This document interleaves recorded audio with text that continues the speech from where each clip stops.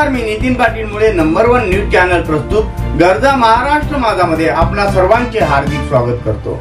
बघूया आजच्या ठळक बातम्या।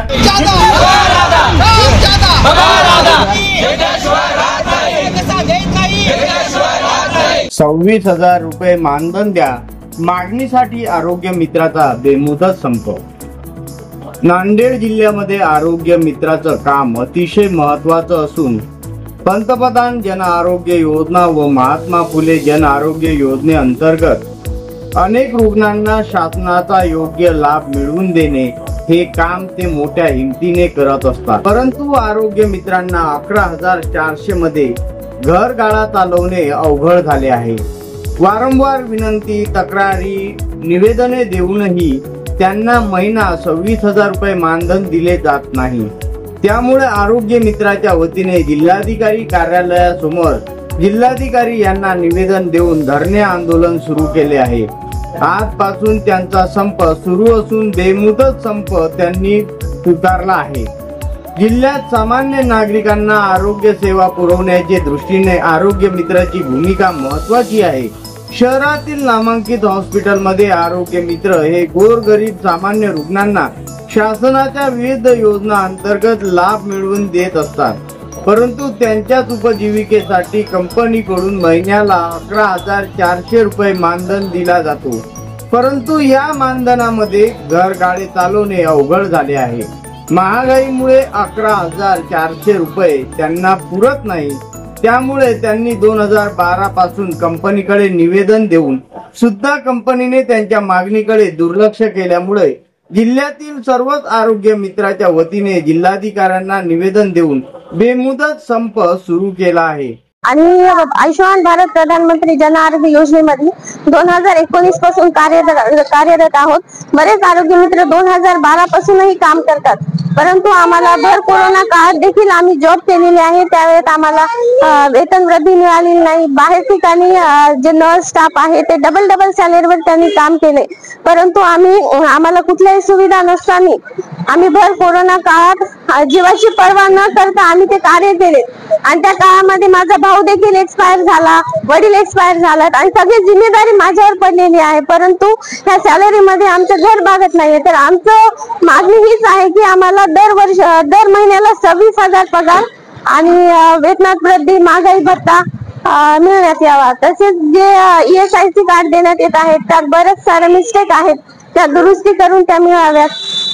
तसंच आयुष्यमान कार्ड देखील आम्ही विना वेतन कार्य केलेलं आहे, ते देखील आम्हाला त्याचा मोबदला मिळावा, या मागण्या आहेत। या व्यतिरिक्त अजून बरेच काही मागण्या आहेत, पण ह्या आमच्या मुख्य मागण्या आहेत। त्यासाठी आमचं हे आंदोलन चालू आहे। आमचं हे संप चालू राहील, बेमुदत चालू राहील। जोपर्यंत मागण्या मान्य होणार नाही तोपर्यंत हे चालू मित्र आहोत। महात्मा ज्योतिराव फुले जन आरोग्य योजना तथा आयुष्यमान भारत प्रधानमंत्री जन आरोग्य योजना या योजनेचं संलग्नित काम आम्ही सांभाळतो। आमच्या कामाचा जो रोल असतो, हॉस्पिटलमध्ये जे गरजवंत रुग्ण येतात त्यांना त्यांच्या राशन कार्ड आणि आधार कार्डची नोंदणी करून देणं, त्याच्यानंतर त्यांना मोफत उपचार मिळतोय का ते पाहणं, त्यांना टिफिन मिळतो का ते पाहणं, त्याच्यानंतर त्यांना जर काही पैसे लागले असतील तर रुग्णालयाकडून ते परत मिळवून देणं, रुग्णालयामध्ये दाखल झाल्यापासून त्याची सुट्टी होईपर्यंत त्याचे पूर्णपणे त्याच्याकडे वॉच ठेवणं हे आमचं काम असतंय। 2012 पासून इथं आम्ही जे आहोत ते या योजनांमध्ये काम करतो। आजच्या एवढ्या महागाईच्या काळामध्ये आम्हाला एक 2-3 महिन्यांपूर्वीपर्यंत 11,400 पगार मिळायचा आणि आम्ही आमची जी प्रमुख मागणी होती त्या मागणीमध्ये किमान वेतनानुसार 26,000 रुपये अशी मागणी केलेली होती, पण कंपनीने आम्हाला भरपूर होल्डवरती ठेवलं। 1.5 वर्षापासून आम्ही कागदोपत्री हालचाली केल्या, कागदोपत्री आम्ही आमच्या मागण्यांचे त्यांना निवेदन दिले, त्यांच्याकडे अक्षरशः तळमळीनं आम्ही अपेक्षा ठेवली की आमच्या पगारी वाढतील, कारण आम्ही सगळे इथे डिग्री होल्डर विद्यार्थी आहोत। डिग्री झाल्याच्या नंतरच जॉबवरती घेणं यांचा क्रायटेरिया असतो।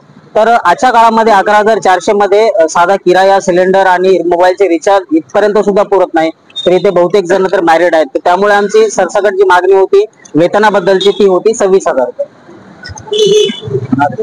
आता आम्ही ह्याच्यापूर्वी 12 तारखेला बेमुदत संपावर जाणार होतो, पण आमचे संबंधित वरिष्ठ अधिकारी जे होते त्यांनी आम्हाला विनंतीपूर्वक 10 दिवसाचा वेळ मागितला होता आणि आम्हाला पण रुग्णांची हेळसांड नव्हती करायची म्हणून आम्ही त्यांच्या विनंतीला मान देऊन 10 दिवसाचा वेळ दिला।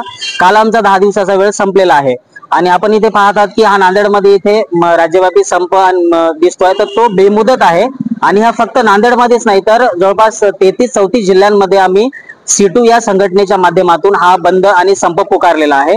आणि हा आमचा संप जो आहे तो बेमुदत असणार आहे, कारण आम्ही भरपूर रुग्णांचा विचार करून आम्ही भरपूर होल्ड केलं, भरपूर विचार केला की लोकांना त्रास नको. पण आम्हाला स्वतः जेव्हा त्रास होत आहे, आम्ही जेव्हा स्वतः हालाकीचा आणि तुटपुंच्या वेतनावर आयुष्य जगत आहोत, तर मग आता कारण घर पाहणं महत्वाचं ठरलं, कुठेतरी विचार केला म्हणून आम्ही आता बेमुदत आहोत. आमच्या मागण्या पूर्ण होईपर्यंत आम्ही संपावर आहोत. आरोग्य मित्र कुठल्या रुग्णालयात आहेत?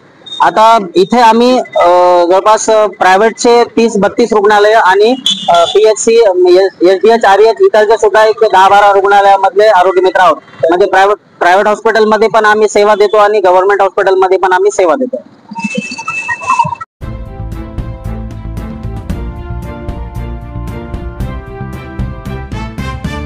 नवनवीन व्हिडिओ पाहण्यासाठी सबस्क्राईब करा आणि बेल आयकॉनला क्लिक करायला विसरू नका.